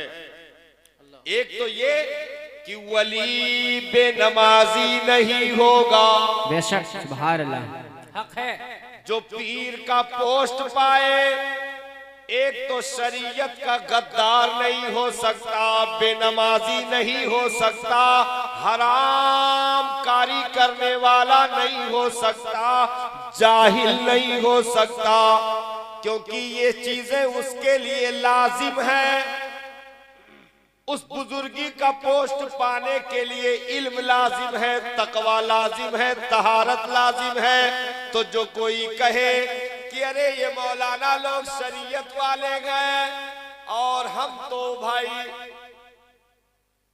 जो है क्या कहते हैं वो तरीकत वाले, हम लोग तरीकत वाले हैं, ये तो मौलाना शरीयत वाले हैं। तो तरीकत में नमाज नहीं है, शरीयत में नमाज है। तो मौलाना लोग नमाज पढ़ते हैं, हम लोग नमाज इसीलिए नहीं पढ़ते, हम लोग भैया सब तरीकत वाले। हाँ, एक ने दलील दिया, मेरा सामना हुआ, मुझसे गुफ्तगू होने लगी, तो उसने कहा साबिर पाक नमाज नहीं पढ़ते थे तो हम भी नहीं पढ़ते, हम उनके मुरीद हैं। हमने कहा ओ जाहिल इब्ने जाहिल, किसने बताया कि साबिर पाक नमाज नहीं पढ़ते थे? क्या बात है। ये तुझको किसने बताया? तो कहा नहीं, कभी पढ़ते देखा ही नहीं गया। तो हमने कहा ये कहो ना कि देखा नहीं गया, यानी आम निगाहें उन्हें देख नहीं पाती थी, क्योंकि अल्लाह के ये मकबूल बंदे 24 घंटे इबादत ही में होते गए। दुनिया इनके ख्वाबो ख्याल में कभी आती ही नहीं। सुभान अल्लाह, सुभान अल्लाह। क्या कहने। एक पीर साहब टिके हुए थे, नमाज एक वक्त की ना पढ़े तो घर में आदमी जो था वो तो दीवाना था ही, औरत थी वो जल जल के मरती थी और कुछ कह नहीं पाती थी शौहर की वजह से, और एक भी नमाज ना पढ़े घर में पड़ा रहे। तो एक दिन उसने कहा अपने शौहर से कि पीर साहब से कहा करो कि नमाज पढ़ लिया करें। मतलब उल्टा मसला हो गया। पीर को तो खुद कहना चाहिए मुरीदों से कि नमाज की पाबंदी करो, तो मुरीद खुद कह रहा है कि हुजूर नमाज पढ़ लिया करें। अरे तो लाल पीले हो गए, जो डांटा तो खैर था, तुरंत जहन्नमी नहीं हुआ। अल्लाह, नहीं तो ये लोग तुरंत जहन्नमी कर देते। अल्लाह, बस जहन्नमी इतना करीब होता है मामला कि बस ये तो कहो कि मरने की देर है, नहीं तो ये डाल दे। हाँ, लाल पीला हो गया और जलाल में आकर के डांटने लगा। कहा जालिम, तुझे क्या मालूम है हम काबा शरीफ में नमाज पढ़ते हैं, तुमको क्या मालूम? हमारा रोज आना जाना रहता है, तुम लोगों के लिए ये सब मस्जिद है, ये सब है। हम जैसे पीरों के लिए मतलब शॉर्टकट रास्ता है जो ट्रेन और प्लेन के अलावा। हम लोग काबा में नमाज पढ़ते हैं। अच्छा, औरत सुन रही थी अंदर से, तो उसने कहा कि बहुत बड़ा ढोंगी है, आदमी खमरे बर्बाद किएगा। दोपहर का खाना खाना था, पीर साहब को दस्तरखान लगा, खाना लेकर के आई, प्लेट में सिर्फ चावल ला के सामने रख दिया, गिलास रख दिया, पानी रख दिया, सलाद रख दिया। अब ये बैठे इंतजार करें कि ये सालन आए तो खाएं।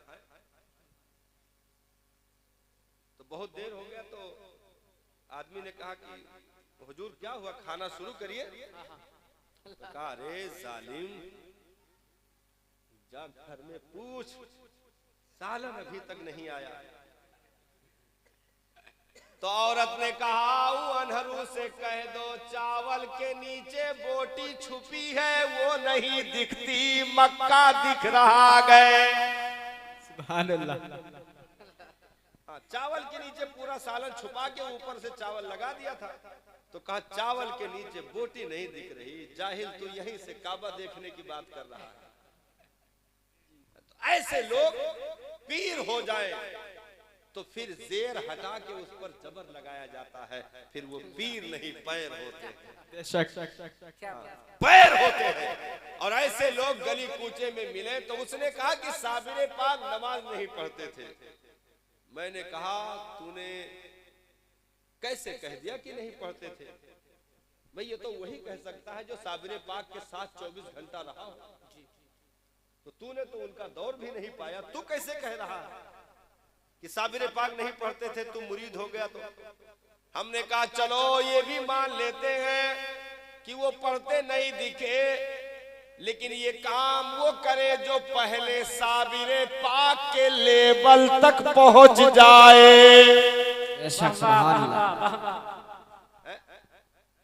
भाई किसी चीज की नकल के लिए उस लेवल तक तो पहुंचना जरूरी है ना जी। अब आप गाड़ी पे बैठ जाएं और आप भी ऐसे स्टीयरिंग इधर उधर करने लगे, तो अब बजाय आप सीतापुर पहुंचने के किसी के खेत में पहुंचे रहेंगे। तो कोई कहे ऐसे ऐसे क्यों कर रहे हो, तो आप कहे कि हम ड्राइवर को ऐसे ऐसे करते देखे। तो हमने कहा उस लेवल के पहुंचो ना, तो तुम ऐसे ऐसे करियो तब वो सही चली। भाई लेवल जरूरी है। तो तुम साबिरे पाक के लेवल के पहुंचो, वारिसे पाक के लेवल के पहुंचो। नादानो, उनकी पलकें भी सजदा रेज होती है, तुम उन्हें इबादत का, उनके इबादत को कैसे समझ सकते हो? जिनके वजूद से साहब वो अगर सजदा करें तो पीछे कौम भी सजदा करे, सर उठाए तो मदीना शरीफ में मौजूद। सुभान अल्लाह। उनके लेवल के पहुंचो तो सही। हुजूर गौसे आदम रजी अल्लाह ताला अन्हु ने बयान किया, एक खड़ा हो गया, उसने कहा कि आपने लंबा दावा कर दिया है कि बनी इस्राइल के नबियों की तरह आपके उम्मत, आपके नबी के उम्मत के औलिया उलमा होते हैं, ये कैसे हो सकता है? मेरे नबी ईसा अलैहिस्सलाम ने मुर्दों को जिंदा किया, आपके नबी ने कौन सा जिंदा किया? और आप अगर इतने बड़े दावेदार हैं, उसी नबी का कलमा पढ़ते हैं, तो आप ऐसी कुछ करके दिखाइए। तो गौसे आदम सरकार ने फरमाया कि मेरे नबी की बातें बाद में करना। अब्दुल कादिर जीलानी सामने खड़ा है, चल किस कब्रिस्तान चलता है, कौन सी कब्र को इशारा करता है, बता कौन सा मुर्दा जिंदा करना है।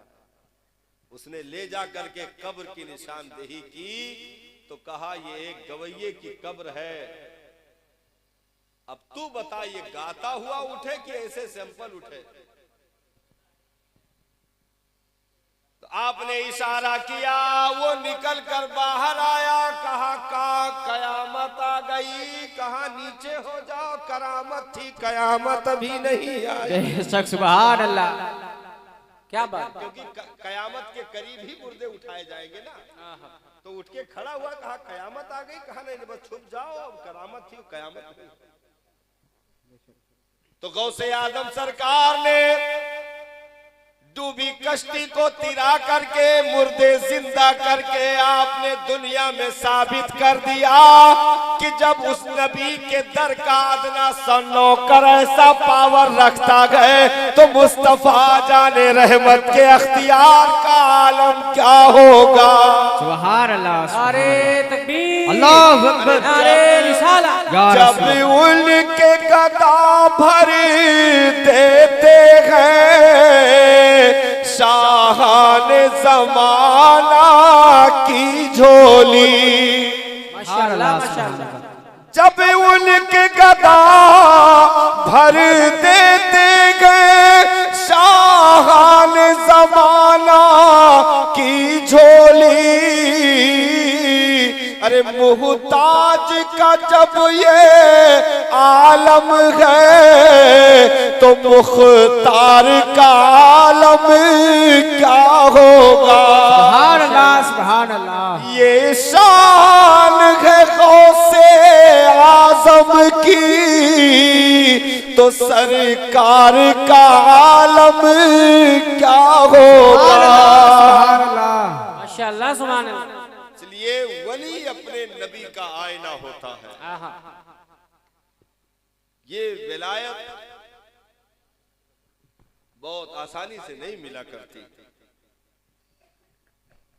कोई भी बुजुर्ग, कोई भी वली शरीयत की खिलाफ वर्जी जर्रा बराबर करना तो दूर की बात है, वो सोच भी नहीं सकता। अल्लाह अल्लाह।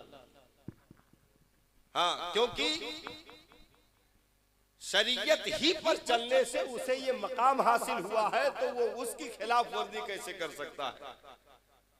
जिस नबी की शरीयत पर चलने से उसे विलायत की डिग्री मिली, मुकम्मल कर दिया। अच्छा आप आए तो हम समझे खत्म कर देंगे, कोई दिक्कत नहीं। तो वली की जिंदगी शरीयत के मुताबिक होती है, शरीयत पर चलने ही से डिग्रियां नसीब होती हैं। अच्छा ये कोई मामूली चीज नहीं है जो ऐसे अचानक मिल जाती है, इसके लिए बहुत कुछ करना होता है। पहले गौसे आजम के बाप की तरह कोई अबू सालेह जंगी दोस्त बने, क्या बात? जी बेशक। उनकी माँ की तरह उम्मुल खैर अमतुल जब्बार हजरत फातिमा का कैरेक्टर निभाए। कि एक मामूली सेब के लिए बाप ने सालों बाग में बागबानी करने की तय कर ली, और एक वो बेटी जिसके बाप ने ये कहा हो कि मेरी बेटी जबान से गूंगी, आंख से अंधी इसलिए है कि शरीयत के खिलाफ ना बोली, ना किसी गैर महरम का चेहरा अपनी जिंदगी में देखा। बेशक सुभान अल्लाह। तो जब दो अजीम हस्तियां मिलती हैं तो उनके गोद में जो गुलाब खिलता है उसे अब्दुल कादिर जीलानी गौसे आजम कहा जाता है। सुभान अल्लाह सुभान अल्लाह। जब गोदें सुथरी होती हैं तो फिर औलादें भी सुथरी निकला करती हैं, औलादें भी सुथरी होती हैं, पाकबाज होती हैं। और इन मुकद्दस हस्तियों ने, गौसे आदम ने विलायत की डिग्री पाने के बावजूद अपनी जिंदगी में इतनी मशक्कतें उठाई हैं कि शायद कोई इस जमीन पर और कोई मिसाल लाई जा सके। हाँ, इतनी मशक्कतें। 40 साल तक इशा के वजू से फज्र की नमाज पढ़ डाली। सुभान अल्लाह। क्या बात है। एक कदम पर खड़े होकर के हाथ को खूंटी से बांध दिया कि नींद का गलबा न होने पाए, और एक पैर पर खड़े होकर 6666 आयतों की यानी मुकम्मल कुरान की तिलावत कर डाली। सुभान अल्लाह सुभान अल्लाह। 30 साल तक दजला के किनारे उगी हुई घास पत्तियों को खाकर इबादत और रियाजात करते रहे कि घास की हरियाली साहब नसों से झलकने लगी। ऐसे रियाजात किए तो फिर जाकर के वो पोस्ट मिला कि साहब कोई उस पोस्ट तक पहुंच नहीं सकता। सुभान अल्लाह सुभान अल्लाह।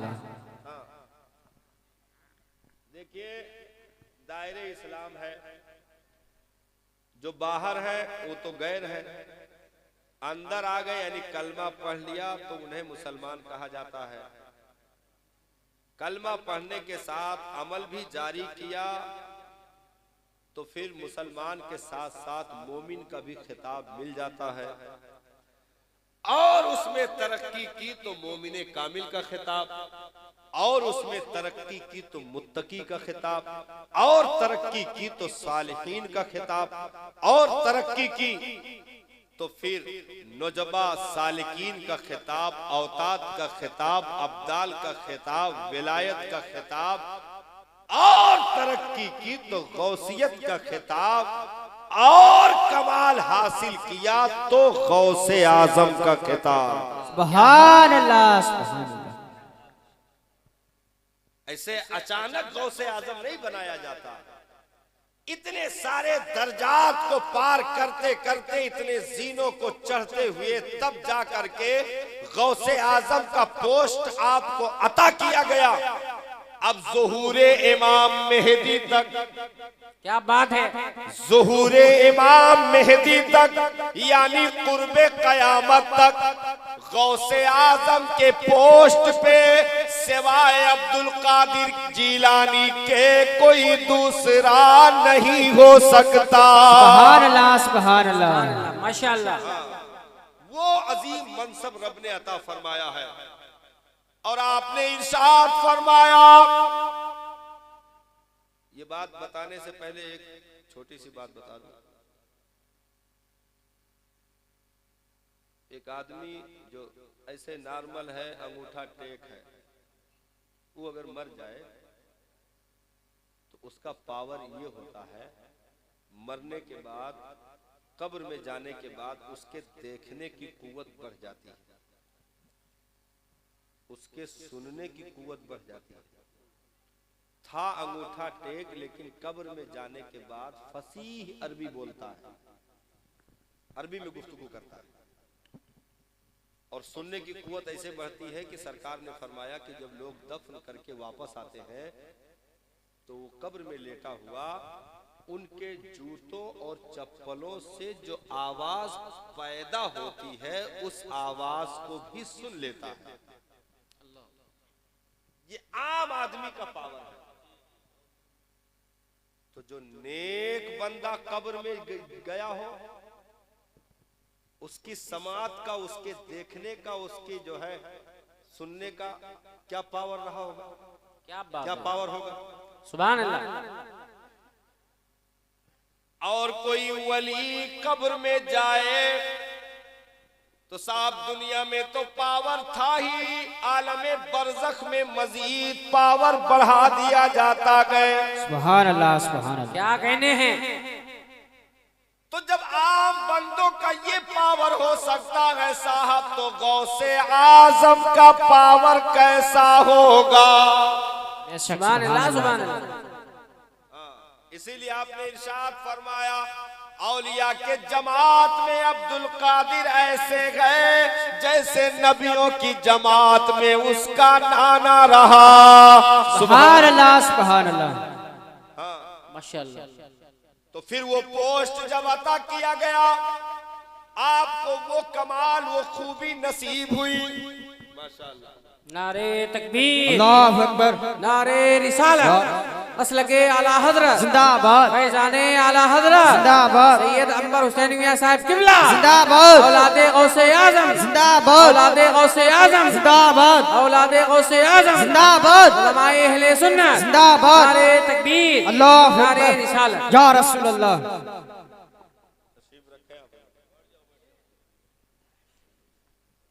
दुरूद पाक पढ़ ले, अल्लाहुम्मा सल्ली अला सय्यिदना शफीना मौलाना मुहम्मदिन वादिल जुद वल करम वाली वसाबी बारिक वसल्लम। अब जिनके घर की बात हो रही है वो घर वाले आ गए, ठीक है। जिनके घर का तज़किरा चल रहा है वो घर वाले आ गए। अब जियारत करें और कुछ देर और समात कर लें। टाइम तो ओवर हो जाए। तो आम बंदों का ये पावर होता है, तो गौसे आजम का पोस्ट पाने के बाद के पावर का आलम क्या होगा। इसीलिए तो आपने इरशाद फरमाया, मैं पूरी दुनिया को ऐसे देख रहा हूं जैसे हथेली पर राई का दाना। सुभान अल्लाह, सुभान अल्लाह। यानी जैसे राई हथेली पर रखी जाए तो चारों तरफ का हिस्सा आंख से पोशीदा नहीं होता, ऐसे दुनिया का कोई कोना, कोई गोशा गौसे आजम की निगाहों से पोशीदा नहीं। वाह वाह वाह। तो जब गौसे आदम के देखने का ये आलम है, तो मुस्तफा जाने रहमत के देखने का आलम क्या होगा। सुभान अल्लाह, सुभान अल्लाह। कि और कोई गैब क्या तुमसे निगाहो भला। वाह वाह, वाह वाह, जिंदाबाद, जिंदाबाद। और कोई गैब क्या तुमसे निगाहो भला, जब न खुदा ही छुपा तुम पे करोड़ों दुरूद। सुभान अल्लाह, सुभान अल्लाह, माशाअल्लाह, क्या बात है, बहुत खूब। तो वली अपने नबी का आईना होता है। बेशक।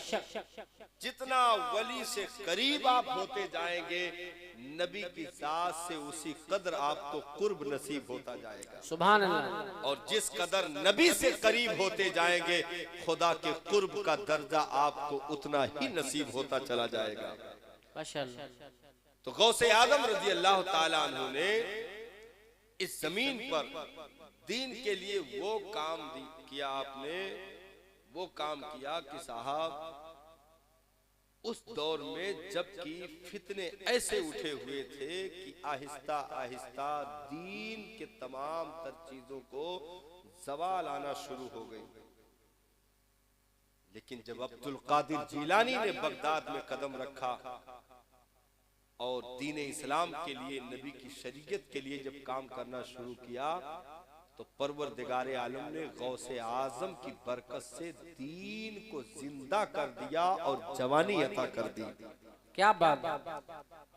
हाँ, जवानी अता कर दी। वो वाकया आपने उलमा से सुना होगा कि आप जा रहे थे रास्ते से, एक कमजोर को देखा, आपने उसे बाजू पकड़कर सहारा दिया, उठाया तो खड़ा होते ही वो जमा हो गया, तंदुरुस्ती आ गई, हुस्न बढ़ गया। तो आपने ताज्जुब में पूछा, ऐ फला तू कौन है? अभी तक तो तू उठ भी नहीं सकता था, मैंने उठाया क्या, तुझे जवानी आ गई? तो कहा, अब्दुल कादिर मैं तुम्हारा दीन हूं, तुमने हाथ लगाया कि मुझे जवानी अता कर दी गई, तुम्हारे आने से मुझे कुव्वत व ताकत नसीब हो गई। उसी दिन से आपको मुहय्यिद्दीन का खिताब अता किया गया कि आपने दीन को असरे नो जिंदगी और ताबिंदगी अता फरमाई, और जो सुन्नतें मिटने के करीब हो चुकी थी उन्हें फिर से जिंदो ताबिंदा करके गौसे आजम सरकार ने लोगों को उस रास्ते पर चलना सिखाया। क्या बात। हाँ, ये नेक बंदे किसी भी चीज के मोहताज नहीं होते और किसी भी चीज से खौफजदा नहीं होते। एक भी दीवाने सरकार को पूरी दुनिया बर्दाश्त नहीं कर सकती। हाँ, क्योंकि इनकी निगाहों में वो जलाल कार फरमा होता है कि जिस तरफ उठ जाए उधर का मंजर तहोबाला हो जाए। अल्लाह अल्लाह। होते हैं बिल्कुल कमजोर, नातवा, फटी गुदरी, लिबास फटा, सारी चीजें, लेकिन इश्क की दुनिया में वो ताकतें इनकी होती हैं कि जिस तरफ देख दे, अगर खुशकी है तो जल थल हो जाए, अगर जल थल है जलाल में देख ले तो खुशकियों में तब्दील हो जाए। ना यकीन हो तो कटोरा भी देख लो, सागर भी देख लो। क्या बात है, वाह वाह वाह, जिंदाबाद। जिधर निगाह उठा दे, अगर रहमतों की निगाह पड़ जाए तो आबे बारा का नुज़ूल हो जाए, निगाहे गजब उठ जाए तो जमीन ऊंटों को न छोड़े, पानी सागर पूरा सूख जाए, कटोरे में पानी समा जाए। ये दुनिया देखती है, देखती रहेगी और कयामत तक ये चलता रहेगा, क्योंकि उनके नाम लेवा किसी भी दौर में मुहताज नहीं होते, बल्कि उन्हें मुख्तारी अता की जाती है। सुभान अल्लाह, माशाअल्लाह। उन्हें वो पावर नसीब किया जाता है, क्योंकि ये किसी के भरोसे पर दुनिया में दीन फैलाने नहीं आते। हाँ, किसी के भरोसे पर दुनिया में दीन फैलाने नहीं आते कि चल रहा हूँ, फला मेरा बहुत बड़ा जानने वाला है और वो थोड़ा मदद कर देगा तो काम बन जाएगा। नहीं, ये सिर्फ अल्लाह और रसूल के भरोसे पर होते हैं। इसीलिए बड़ी बड़ी सल्तनतों को इन्होंने आंखें दिखा दी। हाँ, बड़ी बड़ी सल्तनतों। जब अकबर ने उल्टी हरकतें शुरू की थी और दीन इलाही कायम करने की नापाक साजिश रची, और उसने अपना नाम, चूंकि उसका अकबर था, तो जो नारे तकबीर अल्लाह अकबर जो लगाया जाता है तो वो अपने नाम के साथ जोड़ता था, कहता था अल्लाहू अकबर, यानी मुझे अल्लाह कहो, मेरा नाम असल में ये होना चाहिए अल्लाहू अकबर। और फितने फैलाए, लोगों को जबरन कायल करवाना शुरू किया, लेकिन उसका जवाब देने के लिए सरहिंद की मिट्टियों से एक हस्ती को उठाया, जिन्हें मुजद्दिद अल्फसानी के नाम से याद किया जाता है। वाह वाह वाह वाह। हजरत मुजद्दिद अल्फसानी ने जवाब दिया। वक्त की सुपर पावर ताकत है, लेकिन एक फकीर ने खड़े होकर के चैलेंज कर दिया, क्योंकि वो दुनिया के भरोसे उसकी कुर्सी टिकी हुई है ना। ये जो फकीर खड़ा है ये दुनिया के भरोसे नहीं खड़ा है, इसका पावर अलग है। तो हजरत मुजद्दिद अल्फसानी ने अकबर को चैलेंज कर दिया। अकबर ने उठाकर मुजद्दिद अल्फसानी को जेल में डाल दिया। ग्वालियर, ग्वालियर एक जगह है, नाम सुने होंगे, ग्वालियर है ना, ग्वालियर है ना, तो ऐसे देख रहे जैसे वहां सऊदी की बात हो रही। ग्वालियर हिंदुस्तान है, असल नाम ग्वालियर है जी। अब ग्वालियर कहा चाहे गोलर कहा, कुछ कहा, कह दियो मतलब। तो ग्वालियर के कैद खाने में हजरत मुजद्दिद अल्फसानी को कैद किया गया। अकबर ने कैद करवाया। और इसने सोचा कि 2-3 साल रहेंगे तो सारा जुनून उतर जाएगा और माफी तलाफी करेंगे कि अरे भाई अकबर हुजूर माफ कर दो और मुझसे गलती हुई, मैं अपने मिशन से तौबा करता हूं और तुम्हारा नारा जो है मैं भी लगाता हूं और मैं भी प्रचार करता हूं। लेकिन नहीं साहब, आप जेल खाने में रहे। अकबर समझता रहा कि अब दिमाग ठंडा हो गया होगा, अपने मिशन से हटने की बात करेंगे। दरवाजा खोला तो पहले से ज्यादा कुव्वत और ताकत जवां मर्दी के साथ मुजद्दिद अल्फसानी उठे। अकबर ने कहा, कहो क्या हाल है? कहा, मुझसे न पूछ, जाकर अंदर लोगों से पूछ। देखा गया तो जेल के सारे कैदी कलमा पढ़कर मुसलमान हो चुके थे। सुभान अल्लाह, क्या कहने हैं, वाह वाह वाह। वो अलग ताकतें लेकर उठते हैं और दुनिया उनके निगाहों से निगाहें मिलाने के काबिल नहीं होती, क्योंकि वो अल्लाह और रसूल के भरोसे पर खड़े होते हैं।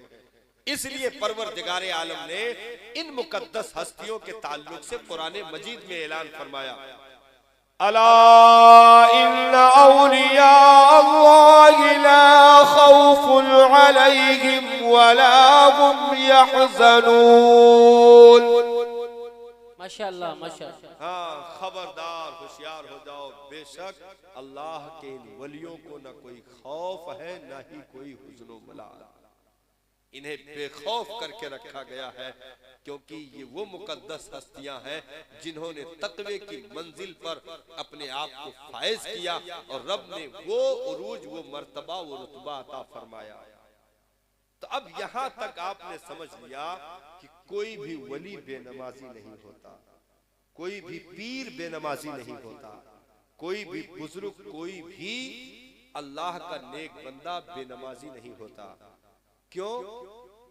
क्योंकि नमाज फर्ज है और नमाज मेरे आका के आंखों की ठंडक है। सुभान अल्लाह। नमाज दीन का सुतून है, नमाज मोमिन की मेराज है। और चीजें फर्ज की गई तो उसका हुक्म यहीं पर उतरा,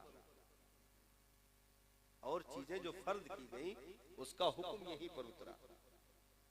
भाई रोजा फर्ज किया गया, हुक्म जमीन पर आया कि नहीं आया? हज फर्ज किया गया, हुक्म जमीन पर आया कि नहीं? ज़कात फर्ज की गई, हुक्म जमीन पर आया कि नहीं आया? हुक्म जमीन पर। लेकिन जब नमाज फर्ज करने की बात आई तो रब ने अपने महबूब को मेराज में बुलाया। सुभान अल्लाह माशाअल्लाह। और सरकार रब के हुजूर पहुंचे। रब ने वहां बुलाकर महबूब को तोहफा अता फरमाया। क्या बात है। और 50 वक्त की नमाजें अता फरमाई। आखिर में 5 रह गई, 45 कम की गई। लेकिन इरशाद फरमाया, प्यारे मेरी मर्जी से 50, तुम्हारी मर्जी से 5। क्या बात है। मेरी मर्जी से 50, तुम्हारी मर्जी से 5। तो ऐसा न कर दूं कि तुम्हारी भी रह जाए मेरी भी रह जाए। वाह वाह वाह वाह वाह वाह। तुम्हारी भी रह जाए मेरी भी रह जाए, यानी 50 भी रह जाए और 5 भी रह जाए। तो रब ने वो हिकमत अता फरमाई कि महबूब मैंने रकात कम किया है, सवाब नहीं कम किया। सुभान अल्लाह सुभान अल्लाह। क्या कहने हैं। मैंने रकात 50 रकात घटा करके 5 कर दिया, लेकिन सवाब 50 ही का रखा। तो रकातों में तो 5 पढ़ेगा, लेकिन सवाब उसे 50 का अता किया जाएगा। हाँ, रकातों में तो वो 5 पढ़ेगा, लेकिन सवाब उसको 50 वक्त नमाज का अता किया जाएगा। क्योंकि अस्सलातु मिअराजुल मुमिनीन,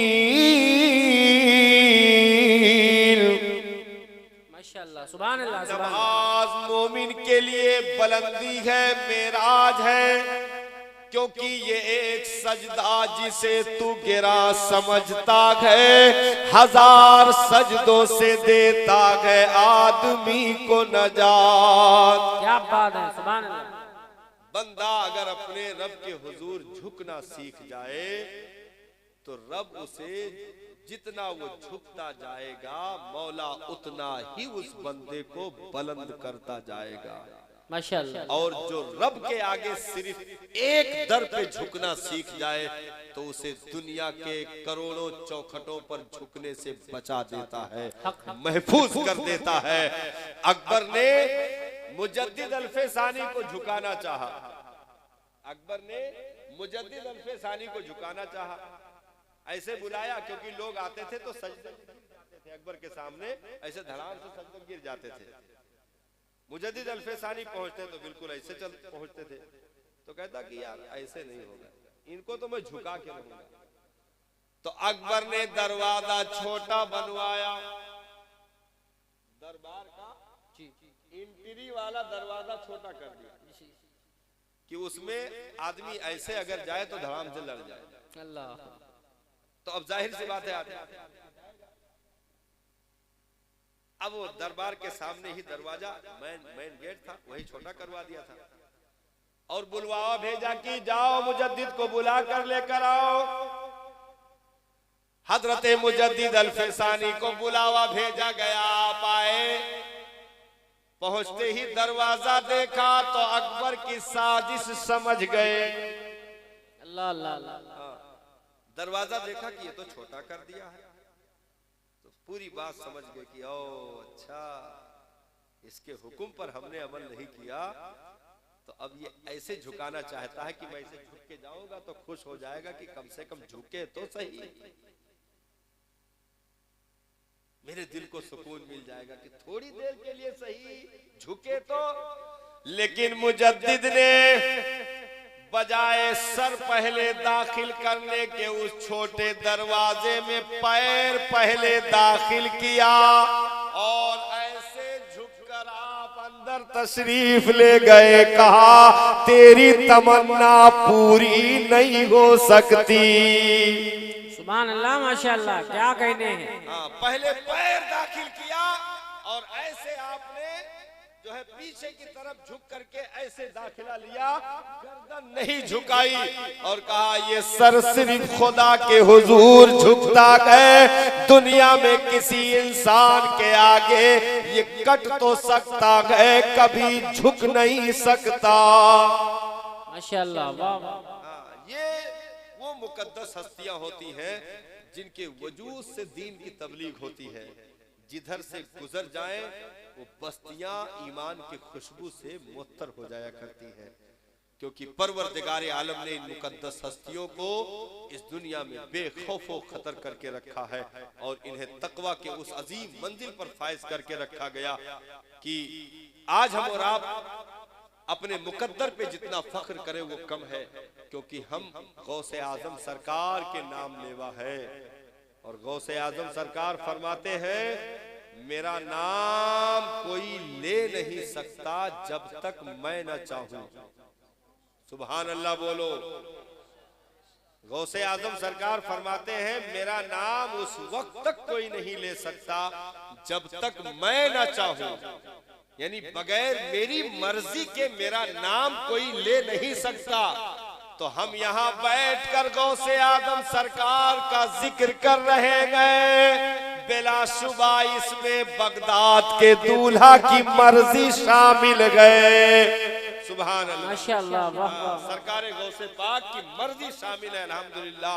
तब हम उनका जिक्र आज कर रहे हैं। अल्लाह ताला हम तमामी को इन वलियों के सदके नमाज़े पंजगाना बजमात एहतिमाम के साथ अदा करने की तौफीक अता फरमाए। आमीन। क्योंकि वलियों की मोहब्बत हमें दीन सिखाती है, इबादत का सलीका देती है, तकवा और तहारत का सलीका देती है, क्योंकि इनकी जिंदगियां वो रोशनी है जिस रोशनी में आने के बाद बंदे को शरीयत का पता मिलता है, मुस्तफा जाने रहमत से कुर्ब हासिल होती है।